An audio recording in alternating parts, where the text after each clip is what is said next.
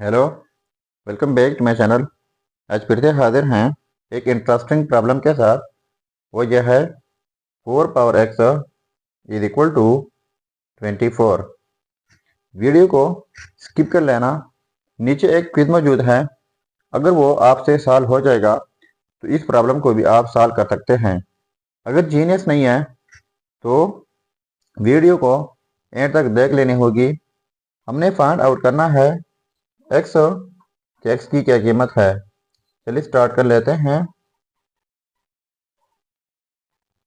देखो, 4 power x is equal to 24। तो both sides log लेते हैं। इस साइड से लॉग, फिर इस साइड से लॉग लेना होगा। तो इनके लिए हमारे पास एक रूल है। रूल यह है कि जब लॉग a पावर x, यानी जब एक्सपोनेंशियल फॉर्म हो, लॉग अप्लाई कर ले तो x पहले आ जाता है और साथ में log a।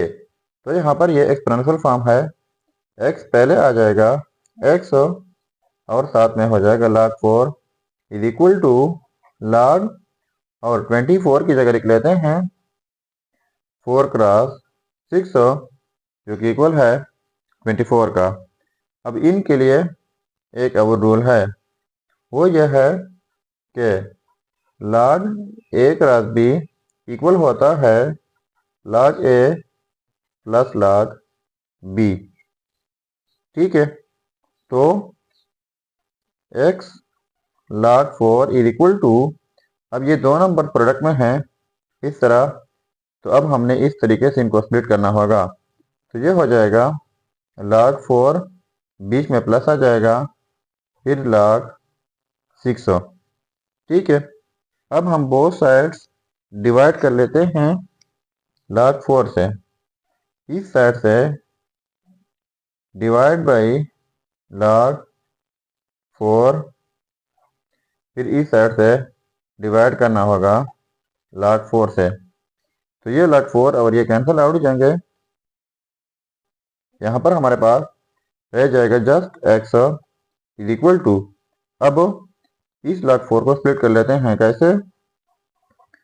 log 4 divide by log 4, ये वाला प्लस, फिर log 6 डिवाइड बाई log 4, तो ये कैंसिल आउट जाएंगे। यहाँ पर रह जाएगा x इज इक्वल टू, इन की जगह 1 हो जाएगा, प्लस, अब इन के लिए एक और रूल है, वो ये है कि log a divide by log b।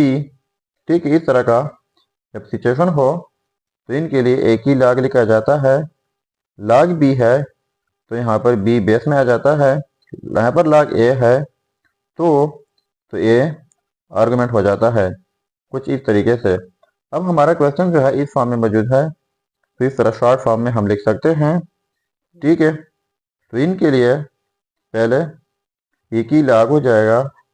अब log 4 है, यानी log b, बेस की जगह है तो यहाँ पर बेस की जगह 4 आ जाएगा।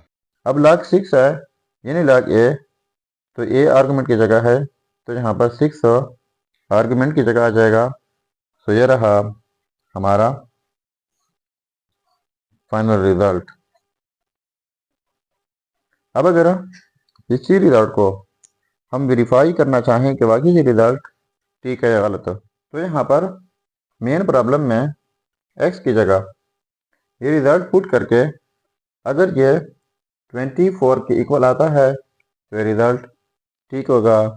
चलिए अब हम इनका वेरिफिकेशन कर लेते हैं।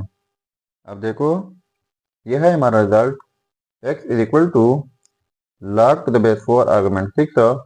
अब हम इस रिजल्ट का वेरिफिकेशन कर लेते हैं। देखो, 4 पावर x, तो 4 लिख लेते हैं और x की जगह ये रिजल्ट, यानी 1 plus log to the base 4 argument 6 is equal to 24।